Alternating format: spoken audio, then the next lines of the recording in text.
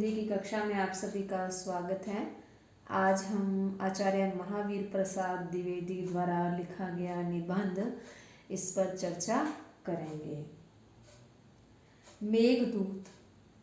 इस निबंध का जो शीर्षक है वो आचार्य महावीर प्रसाद द्विवेदी जी ने कालिदास की जो रचना है, संस्कृत में लिखी हुई काव्य रचना है मेघदूत, उसके ऊपर रखी हैं। जैसा कि नाम से ही आपको पता लग ही रहा है कि मेघदूत इस महाकाव्य जो इसमें इसी के बारे में इसमें वर्णन किया गया है। महावीर प्रसाद द्विवेदी जी ने इस काव्य की विशेषताओं के बारे में बताया है, इस काव्य की महानता के बारे में बताया है इस निबंध के अंदर। और इस के जो लेखक हैं मेघदूत के, कालिदास जी, उनकी काव्य कला के बारे में भी इस निबंध में बताया है।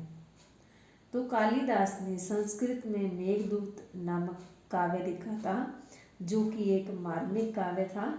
इस काव्य में क्या है, विरही यक्ष, जो कि इस काव्य का पात्र है, यक्ष की पीड़ा का बड़ा ही हृदय स्पर्शी वर्णन इसमें किया गया है।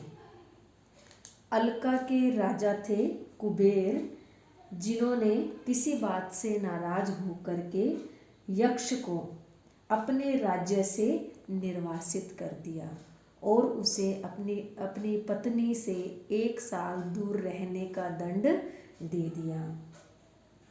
इसी पर यह काव्य आधारित है। तो जो यक्ष है, राजा कुबेर, जो अलका नगरी के राजा थे, उनके इस दंड को स्वीकार कर लेता है और अपने पत्नी से 1 साल दूर रहने का निर्णय ले लेता है। तो अब वह क्या है, अपनी पत्नी से दूर हो गया है।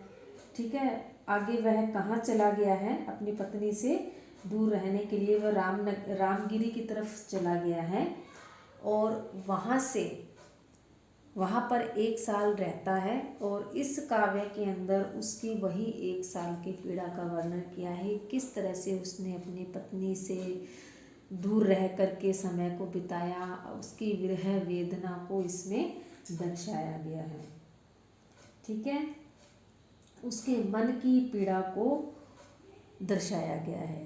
तो यक्ष क्या करता है, अपने मन की पीड़ा को, अपने इस संदेश को अपनी प्रियतमा तक पहुंचाने के लिए मेघ का सहारा लेता है, अर्थात बादलों का सहारा लेता है और उसी के माध्यम से अपनी प्रिया को संदेश भेजना चाहता है। क्यों भेजना चाहता है? क्योंकि उसकी प्रिया को ये नहीं पता कि उसके पति को दंड मिला है और वो 1 वर्ष तक यहाँ से निर्वासित हो गया है।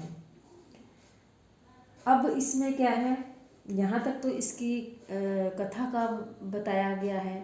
आगे इसके अंदर क्या है, यक्ष के प्रेम के बारे में बताया गया है कि यक्ष का जो प्रेम था वो कितना पवित्र था। उसमें ना द्वेष था, ना विद्वेष था, ना राजा के प्रति उसके हृदय में कोई आक्रोश था। वह किस तरह से उसकी सजा को स्वीकार कर लेता है।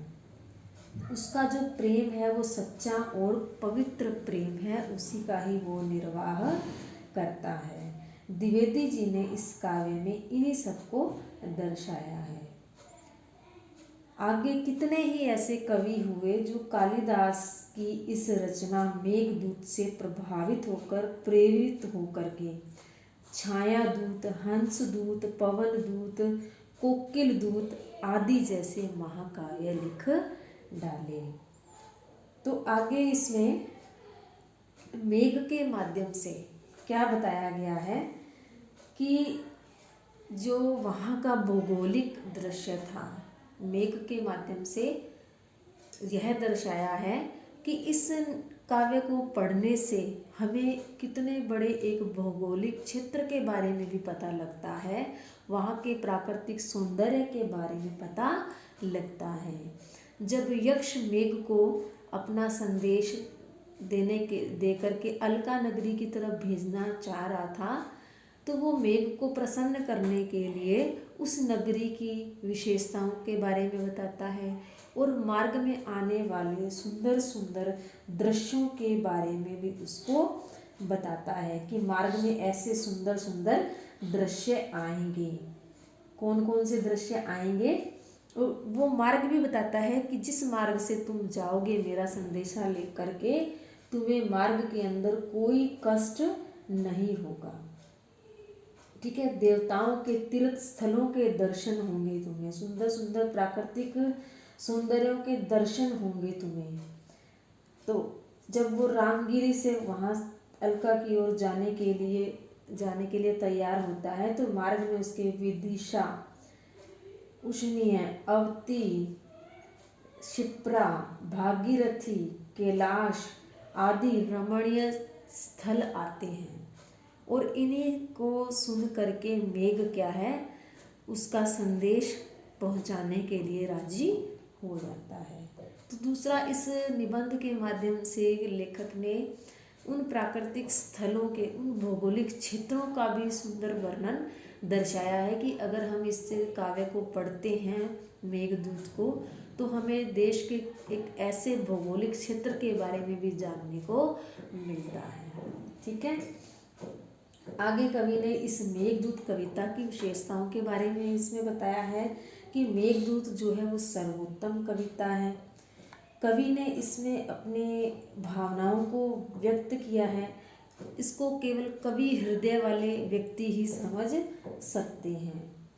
ठीक है, और उसमें इसके अंदर क्या है, ऊंचे दर्जे का रसास्वादन होता है, क्योंकि कविता का जो मर्म है वो जब हम जान लेते हैं तो हमें उसके आनंद की, उसके आस्वादन की अनुभूति होती है। इसमें कविता, इस काव्य के अंदर श्रृंगार और करुण रस का अद्भुत वर्णन किया गया है। विषय के अनुकूल छंद योजना है और प्रसाद गुण संपन्न यह काव्य है। कौन सा? मेघदूत। और इसमें प्रेम की उत्पत्ति के बारे में भी इस निबंध में अपने विचार प्रकट किए हैं कि यक्ष का अपनी पत्नी के प्रति जो प्रेम है वो विषय वासनाओं से रहित है, क्योंकि जो विषय वासनाओं से ग्रस्त होता है प्रेम, वह दूषित होता है। उसके अंदर समर्पण का भाव नहीं होता। उसके अंदर क्या होता है? ईर्ष्या, द्वेष, अहम, क्रोध, हीन भावनाएं, ये सारे के सारे उसमें समावेशित होते हैं जो वासना युक्त प्रेम होता है। और अंत में इसमें क्या बताया गया है कि यक्ष का जो संदेश था, जो मेघ ने जाकर के अलका नगरी में उसकी प्रेयसी को सुनाया, उसकी पहली लाइन क्या थी? इसमें लिखा था भर्तमत्री प्रियम विधवे, जिसका अर्थ है कि हे प्रियतमा, तुम्हारा पति अभी जीवित है, तुम विधवा नहीं हुई हो।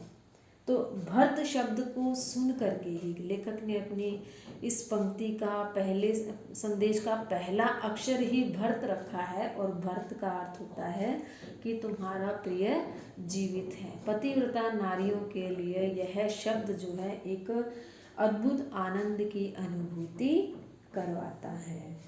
तो यही सब बातें इस निबंध में दर्शाई गई हैं, जो कि कालिदास द्वारा लिखा गया मेघदूत महाकाव्य है। इस पर कवि ने अपने विचार प्रकट किए हैं।